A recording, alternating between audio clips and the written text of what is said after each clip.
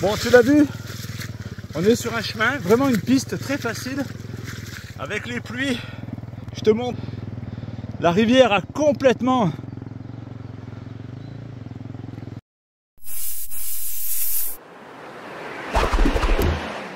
La rivière est complètement passée par-dessus. Donc ça veut dire, moi j'ai failli me péter la gueule, et il y a des trous. Quand tu fais des passages à gué, ou quand tu as l'habitude de prendre un chemin et tu vois qu'il y a de la flotte, va toujours sonder. Parce que tu vois, sincèrement là, c'est l'enduro qui est allé le faire. Bon, on aurait pu le faire avec d'autres motos, hein. Mais après faire un demi-tour dans la flotte, ça peut être compliqué.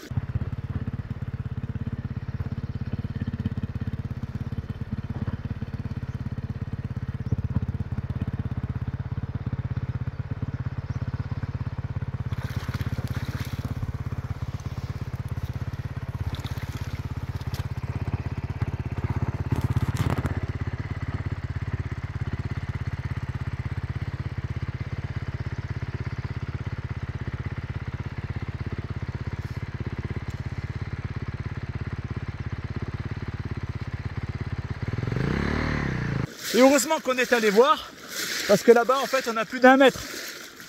Si tu commences à t'engager, sans avoir été reconnaître, c'est débile. Le risque, je le dis toujours, c'est de rester coincé sous sa moto et de se noyer, ou de se faire emporter avec ses gros vêtements, le casque, les bottes, tout ce que tu veux. Et souvent, comme ça, eh ben, l'eau elle a charrié des troncs d'arbres, des choses comme ça. Et ça, si tu t'accroches sous l'eau à ça, ben, tu meurs noyé. Donc, c'est pas de noyer sa moto le risque, c'est d'abord de se noyer. Après, c'est de noyer sa moto, la sortir. Ça, on va dire que c'est que mécanique, c'est moins grave. Mais prenez le temps d'aller voir, d'aller sonder, d'aller toucher le sol avec vos pieds.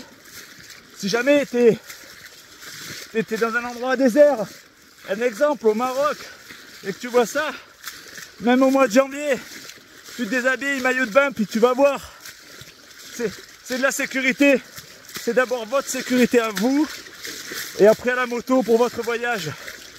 Donc, prenez le temps, on n'est jamais pressé. En tout cas là, c'est vraiment devenu